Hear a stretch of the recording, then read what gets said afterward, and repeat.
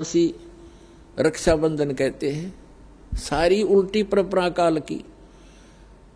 एक बहन बता रही थी जब दीक्षा ली उसने, और ये उसको ये सब मर्यादाएं बताएगी, सत्संग सुनाए जाते हैं। पहले थोड़ी संगत थी, 100 200 400 भक्त आ जाते थे, बैठ जाते थे, सब अब अपनी सुनाया करते थे मेरे पास बैठ के। तो एक बहन कह रही थी, जी आप पहली बार तो मैंने दुख हुआ था इस बात का जब ये सुना कि भाई रक्षाबंधन भी भाई का नहीं बांधना है। तो अब मुझे पता चला कि मैं रक्षाबंधन वाले दिन अपने भाई के रक्षा बांधने के लिए गई थी, रक्षाबंधन राखी बांधन खातिर गई थी। और मेरा भाई किसी कामवश मोटरसाइकिल पर गया हुआ था और उसकी इंतजार कर रही थी।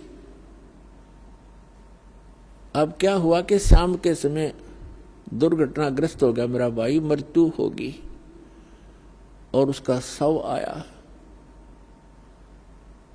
ओए होए, पुण्यात्माओं, हम रक्षाबंधन किस लिए बांधते हैं भाई का बहन, कि हमारी रक्षा करे। अब जब वो अपनी ही रक्षा नहीं कर सका, भाई की रक्षा, बहन की रक्षा कहां से कर देगा।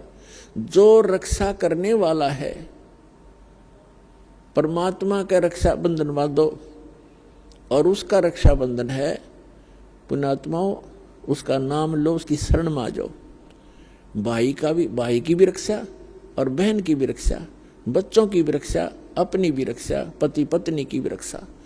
तो हम भूल चुके हैं इन परंपराओं में, परमात्मा को भूल गए और अपने ही इस मकड़ी वाले जाल में फंस कर जीवन नाश कर देते हैं। तो पुण्यात्माओं, इन परंपराओं से हमने वापस होना पड़ेगा और उसी मार्ग पर आए